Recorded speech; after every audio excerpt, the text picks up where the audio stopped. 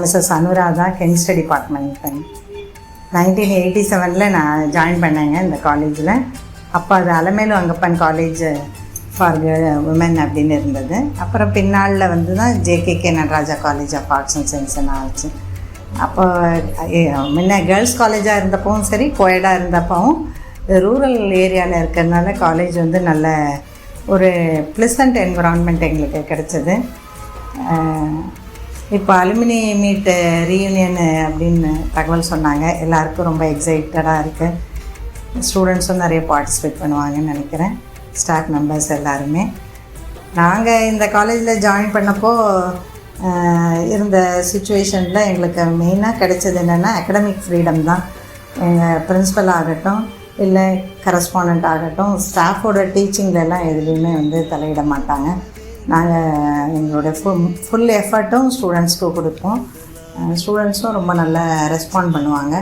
கொஞ்சம் language problem இருக்கும், இருந்தாலும் வந்து ரூரல் ஏரியாவிலேருந்து வந்த ஸ்டூடெண்ட்ஸும் ரொம்ப இன்னசென்ட்டாக இருந்தாங்க. ஹார்ட் ஒர்க் நல்லா பண்ணுவாங்க. 90ஸ்லாம் தொடர்ந்து பெரியார் யூனிவர்சிட்டியில் நாங்கள் யூனிவர்சிட்டி ரேங்க் எல்லாம் ப்ரொடியூஸ் பண்ணியிருக்கோம். கண்டினியூஸாக ஒரு 3-4 years university UG and PG கூட ரேங்க் கோல்டு மெடலிஸ்ட் இருந்திருக்காங்க. காலேஜை பொறுத்தவரையிலும் எங்களுக்கு எந்த ஒர்க் பண்ணுறதுக்கு எந்த கஷ்டமும் இருக்கல.